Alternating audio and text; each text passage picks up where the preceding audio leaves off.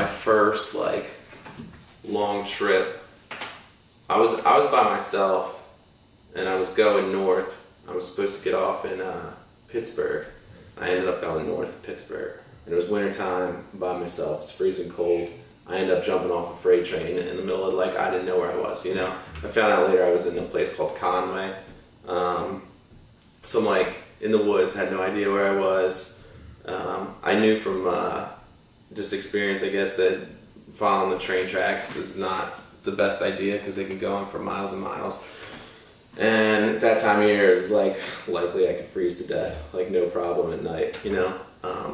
Waking up, I remember waking up with my pack just like frozen. I have to like crunch it and crunch my sleeping bag up, like rolling it up to shove it in my bag and stuff because everything frosted over. Yeah, it was intense, it was scary times. That time in particular, I didn't know if I was going to make it, you know what I mean? I got lost in the woods. Lost for a couple days, and then I ended up trying to hitchhike back into Pittsburgh. Yeah, so that was that trip. That ended kind of violent. That's a whole nother story. Yeah.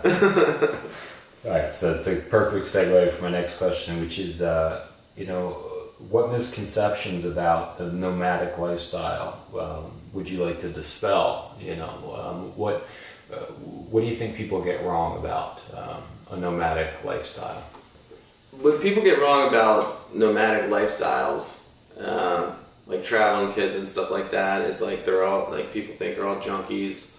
I'm sure that stuff's out there. There's a lot of alcoholics. I wasn't exempt from that, you know. That's part of my story too. But that's certainly not, like, I'm about to hit the rails again. Me and the kid I'm going with, like, we're like pretty much straight edge, like we don't do anything, so, you know what I mean? I've been sober for a couple of years, so to see. Yeah, I think that's important that people understand. I mean, that there's not, it's not all dark, you know, and that in fact, what you're really looking at there is people in the pursuit of freedom. Yeah. And people that are willing to go perhaps further lengths than the average person to pursue that freedom. That's like a great point, because there's a huge difference between running away and running to. And that's something that I had to learn, and it took a couple years. Running to something, I guess like my running to would be running to adventure, to the mysterious, you know.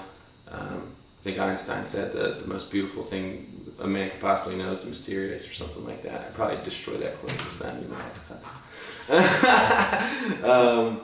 Yeah, but that's what it was about for me, running too, you know. There was times I wasn't sure whether I was running away, taking trips and stuff like that. I did plenty of running away in my life with drugs and alcohol and all kinds of other things, but and trains were a way to do that for you. I mean, originally that was running to, you know. I was running to adventure, finding out what was out there. I definitely didn't want to grow up to the usual 9 to 5. I'm not cut out for that. You feel that would suffocate you, basically? Yeah, I think I'll die. Like, I believe that in my heart. Like, if I'm not free, I'll die.